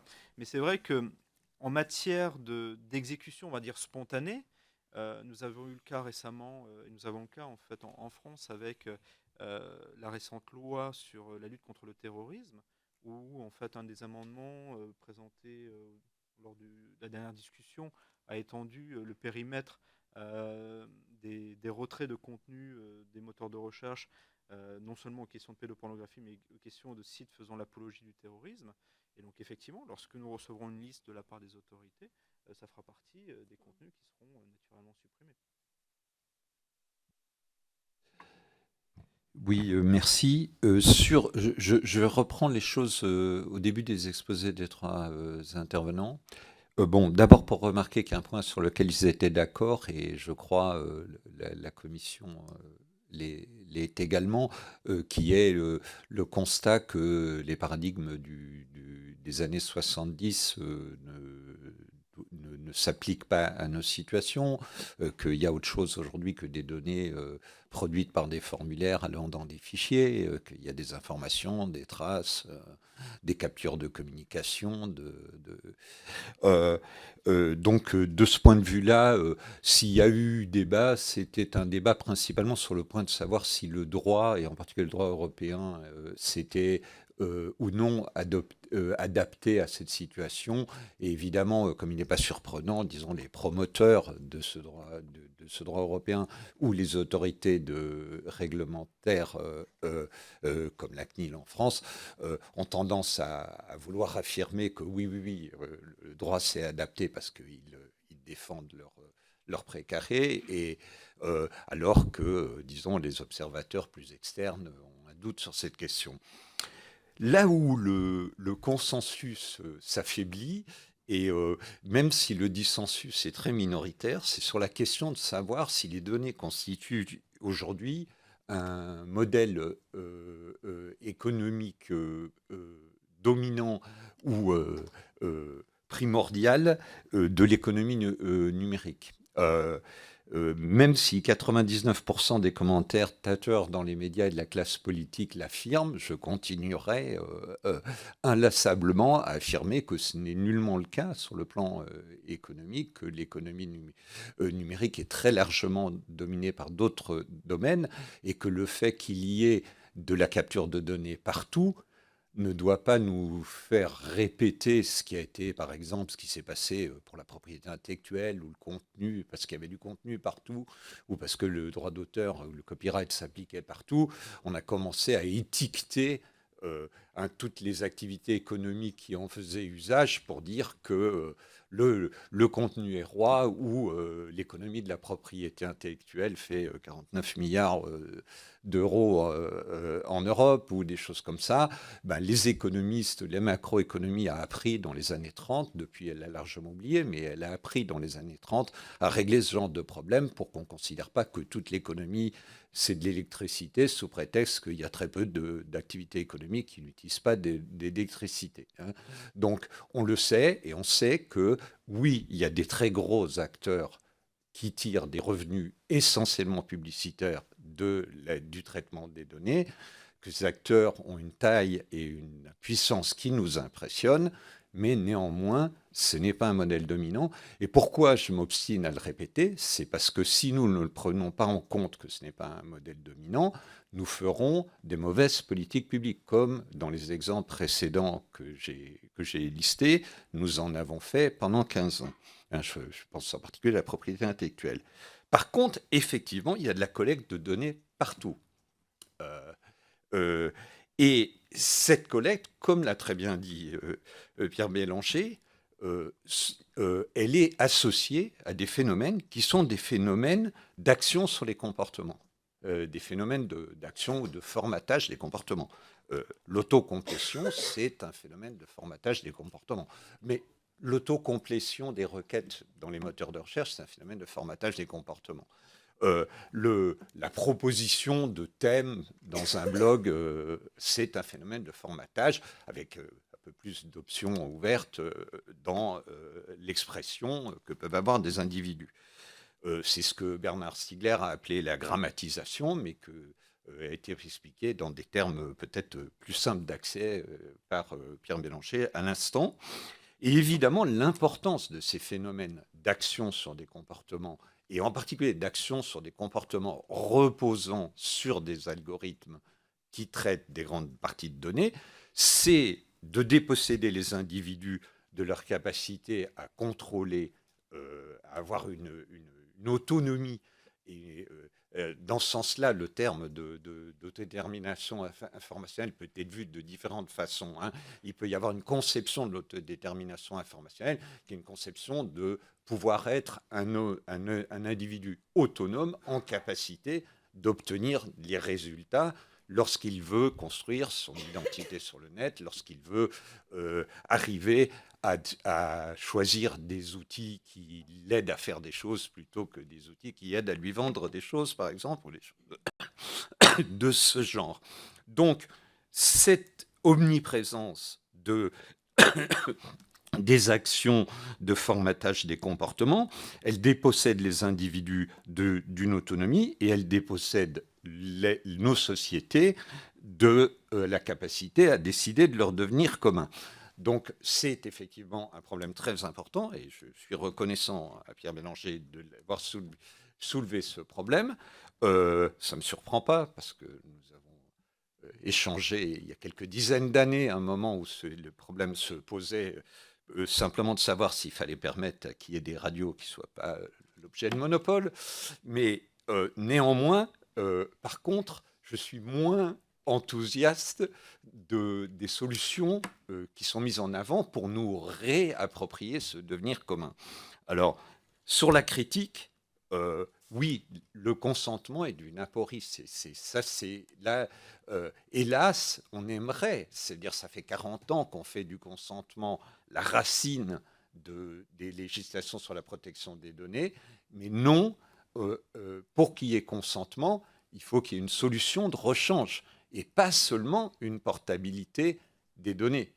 La portabilité des données, c'est comme ce que disait Ted Turner, qui n'était pourtant pas aussi la télévision, quand il disait « Aujourd'hui, nous avons 400 chaînes de télévision et nous n'avons jamais eu aussi peu de choix sur quel programme nous pouvons regarder.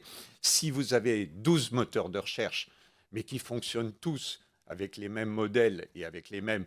Le fait que vous puissiez instantanément switcher à un autre dans votre petite barre de recherche ne vous apporte pas grand-chose. Bon, et donc, consentement, portabilité, tout ça, c'est des concepts qui gardent leur importance, mais il faut sans arrêt les mesurer, de même que dans la neutralité du net.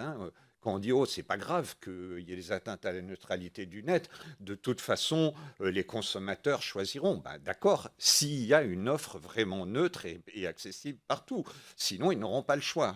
Or, on sait que les opérateurs de télécommunications se mettront tous d'accord pour qu'il n'y en ait pas. Donc, à chaque fois, nous devons avoir ce type de raisonnement.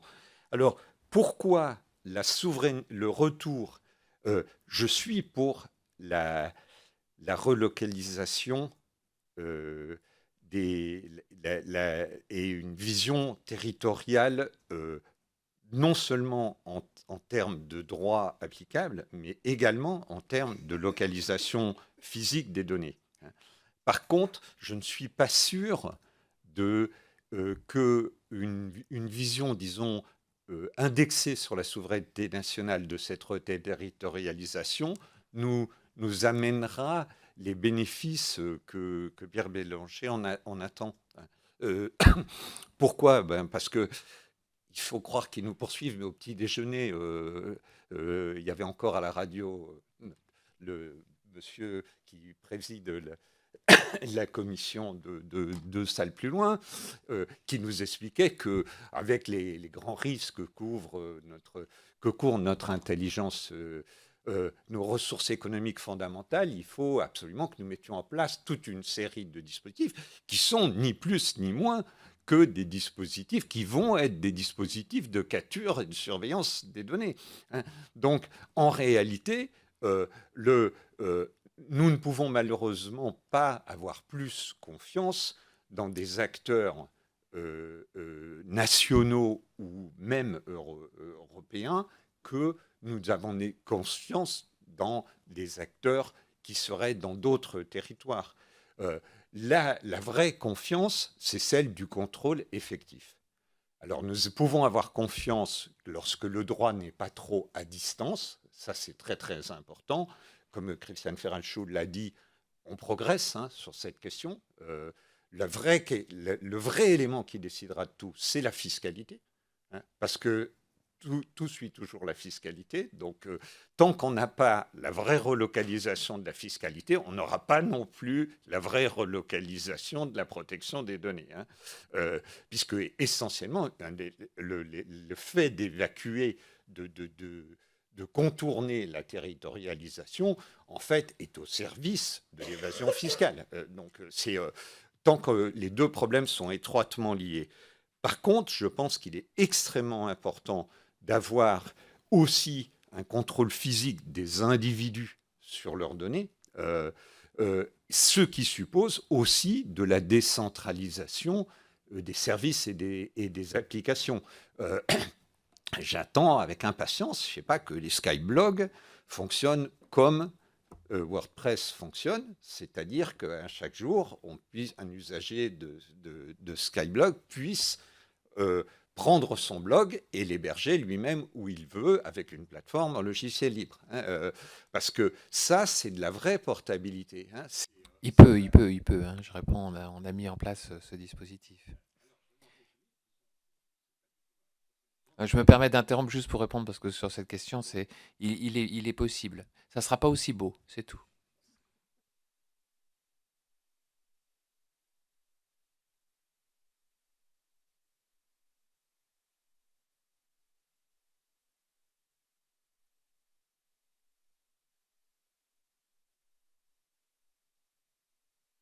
Pardon, excusez-moi.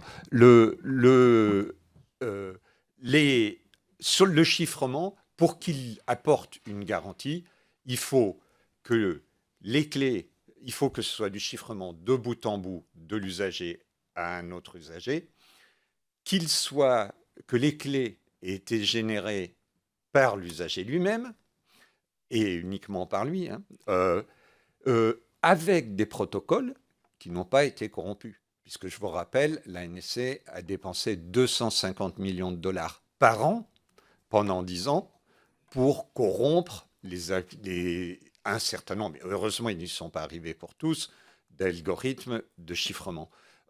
Donc là, je le dis, il y a parmi les membres fondateurs actuels de la Quadrature du Net des gens qui travaillent à faire des outils d'email qui respecteront ces choses-là, à travers par exemple le projet Calliope. Il y a sûrement d'autres projets du même genre. Par exemple, il y a un projet islandais qui travaille plutôt sur les aspects webmail de ces questions.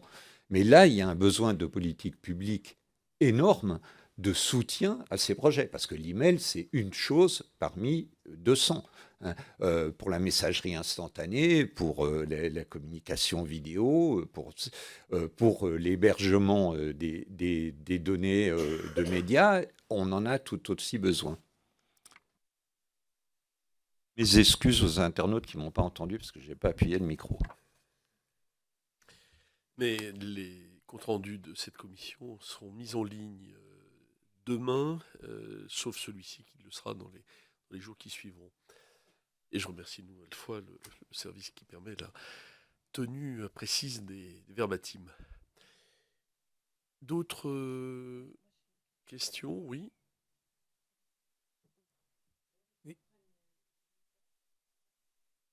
Non, on va essayer de maîtriser le temps après avoir maîtrisé les données.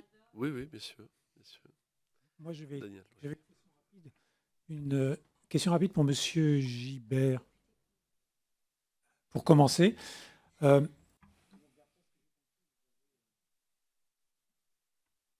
ce que j'ai compris, vous avez bâti une société, un modèle d'affaires sur l'éthique et sur la protection des données.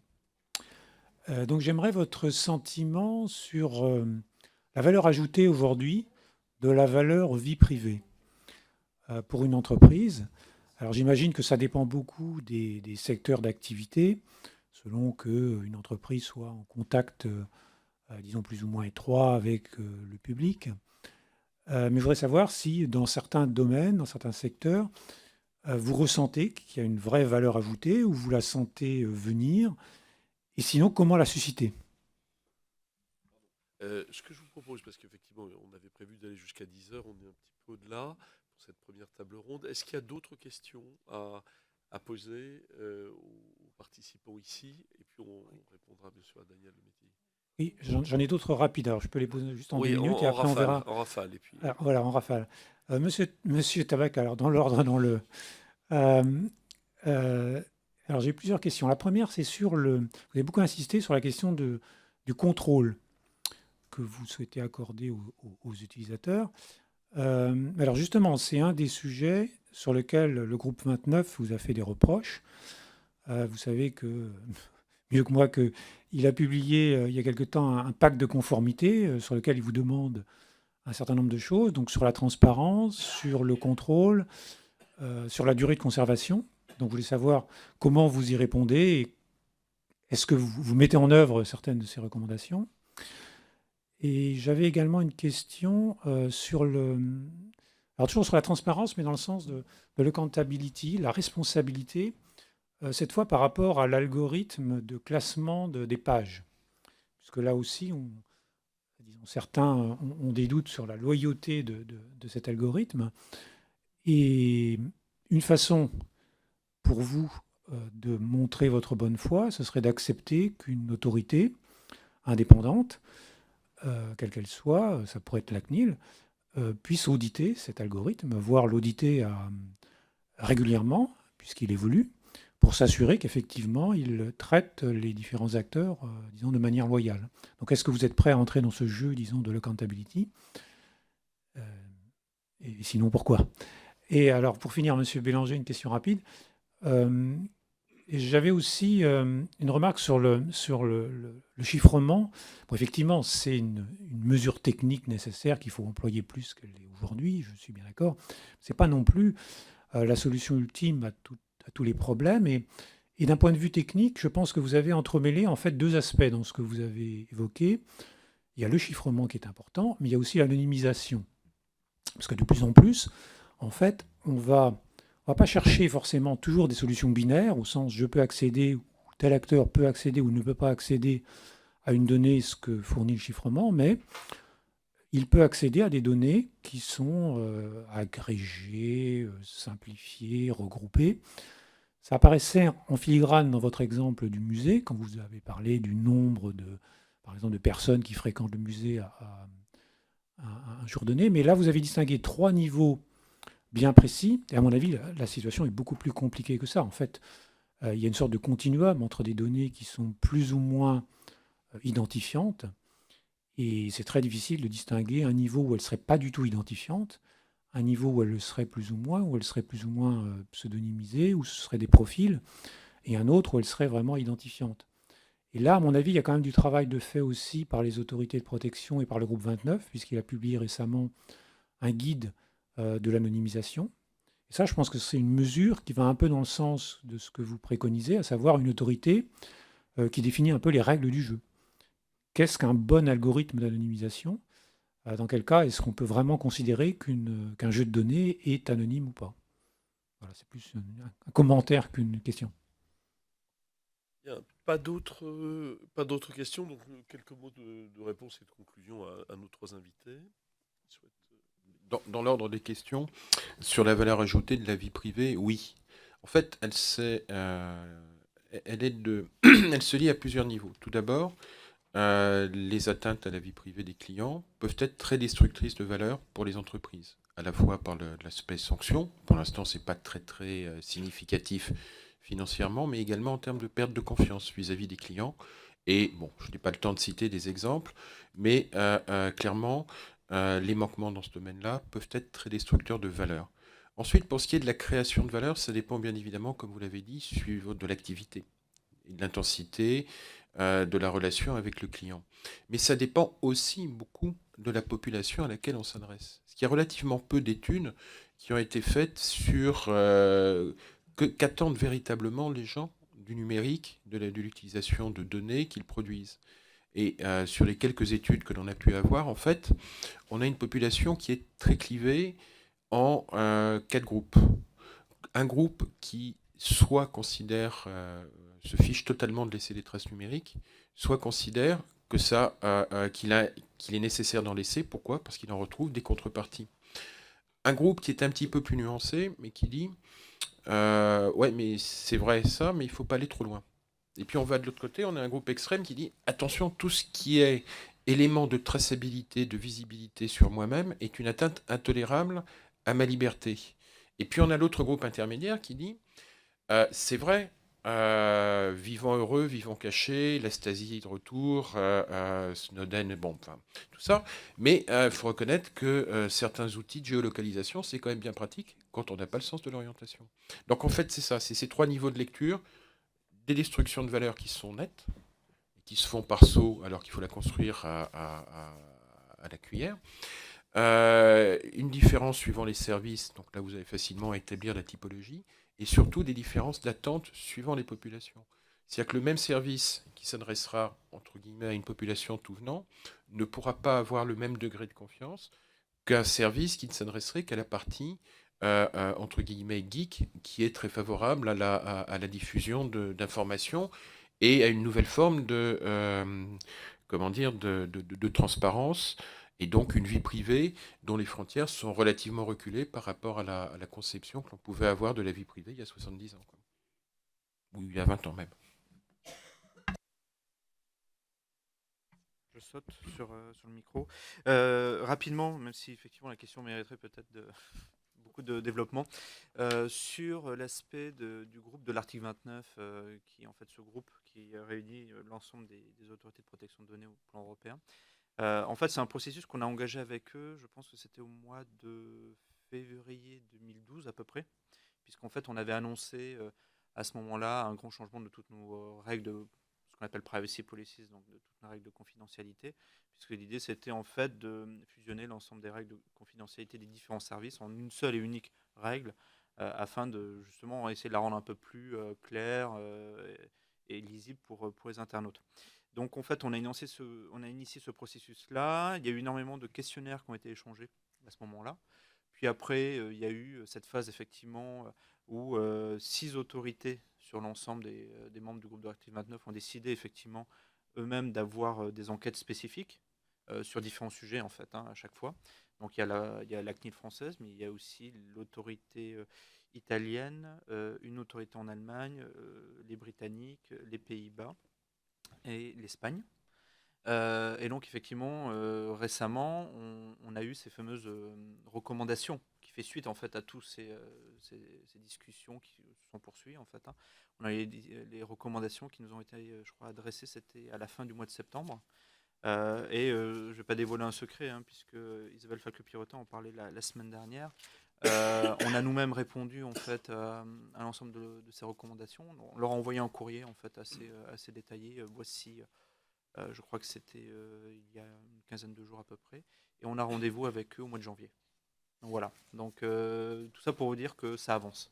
Et effectivement, sur les différents sujets qui étaient évoqués par le groupe, c'est-à-dire à la fois clarifier encore mieux nos règles de confidentialité.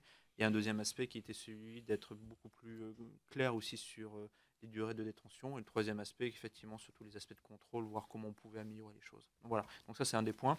Sur le deuxième point, sur les questions d'algorithme et de loyauté, juste pour vous dire que c'est la FTC aux États-Unis et la Commission européenne en Europe ont eu accès à énormément de données relatives à l'algorithme. Ça se compte en beaucoup de pages. Et donc, voilà, c'est déjà arrivé. Donc, vous avez déjà eu, par exemple, c'est dans le cadre, vous savez qu'il y a une procédure actuellement ouverte par la Commission européenne, et dans ce cadre-là, ça a été un des aspects qu'ils ont...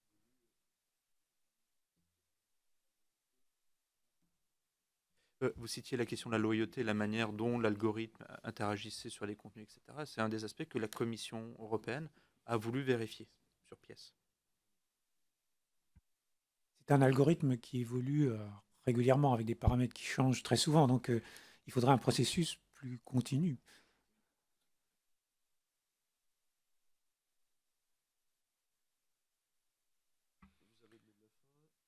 Oui, pour conclure, sur cette racine, en effet, le consentement à la racine de toutes ces procédures de droit, on pourrait dire que ça revient au droit de se faire du mal, c'est-à-dire je consens finalement à une action qui est contraire à mes intérêts, mais puisque j'y consens, elle peut avoir lieu.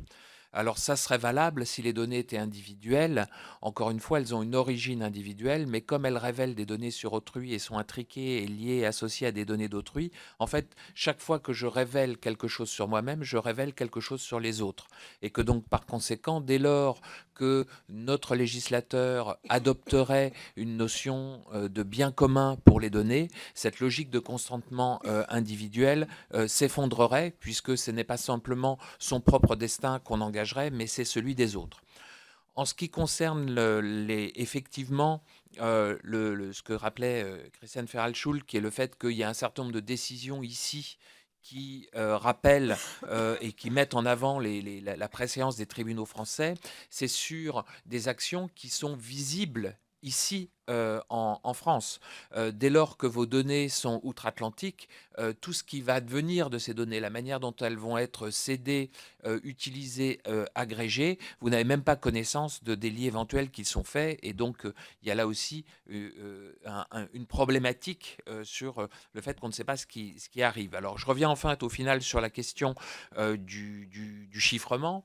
Le chiffrement, c'est une application du droit. Ça ne se substitue pas au droit. Le fait de dire « Ah ben voilà, j'ai du consentement et je chiffre », en fait, rien ne remplace le droit à ce niveau-là.